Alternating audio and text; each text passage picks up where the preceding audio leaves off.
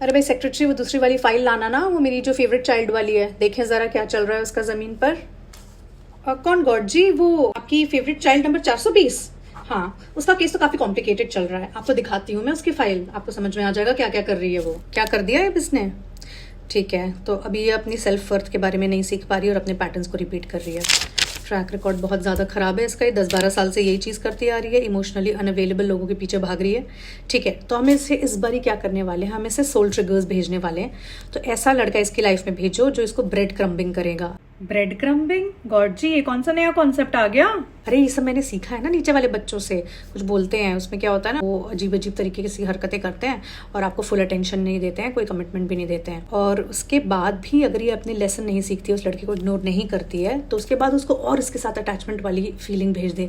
वो लड़का इससे बहुत लवी डवी बातें करेगा ताकि हम चेक करेंगे कि इसने अपना लेसन सीखा है कि नहीं। ये वहाँ भी फंस जाए ना, तो इसको सबसे बड़ा सोल शॉक भेजना, तुम उस लड़के को ही भगवा दोगी इसकी लाइफ से। और इसे हम इस लाइफ टाइम में सिर्फ 3 चांसेस देंगे। अगर ये तीनों चांस में अपने सेल्फ वर्थ को और सेल्फ लव को नहीं आइडेंटिफाई करती है, तो उस लड़के की तरफ से ही बेइज्जत करवाना स्टार्ट करना है। ठीक है, वो लड़का उसको खूब बेइज्जत करे, इतना बेइज्जत करे कि इसके पास पॉइंट ऑफ नो रिटर्न रह ही नहीं जाए भाई, दोबारा यू टर्न लेके जा ही नहीं पाए, है ना। लेकिन अगर ये चली गई तो फिर तो मैं बता रही हूँ कि मैं इसकी लाइफ से सारा डेटिंग पूल ही निकाल दूंगी। लेकिन इसको ऐसा सबक सिखाना है कि दोबारा ये कभी अपनी सेल्फ रिस्पेक्ट और बाउंड्रीज के साथ कभी भी किसी रिलेशनशिप, किसी फ्रेंड, किसी लड़के के लिए कॉम्प्रोमाइज़ नहीं करे। ठीक है, 3 चांस में पहले तो ब्रेड क्रम्बिंग करेगा, इसको लेसन सीखना है।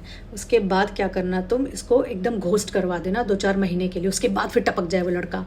उसके बाद ये अगर नहीं सीखी ना, तो ये लड़का इसको इतना बेइज्जत करे कि रो रो के अपने लेसन सीखे। ठीक है, soul shock number 1, soul shock number 2। अरे बाप रे, 3 सोल शॉक और उसमें आखिरी में लड़का ही भाग रहा है। भाई साहब क्या कर रहे हो आप?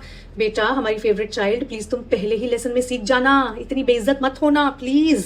ये आप इसको बहुत ज्यादा पनिशमेंट दे रहे, तो अपनी प्यारी बच्ची है, इसे जल्दी से इसका सोलमेट दे दो ना। और जब वो बहुत बेइज्जत हो जाएगी ना, तब फाइनली अपनी हीलिंग पे काम करेगी, अपने डार्क साइड पे काम करेगी और अपने इनर और शैडो वर्क पे काम करेगी। और उसके बाद हम रिवॉर्ड में इसको इसका बेहतरीन सोलमेट भेजेंगे। क्या बोलती हो?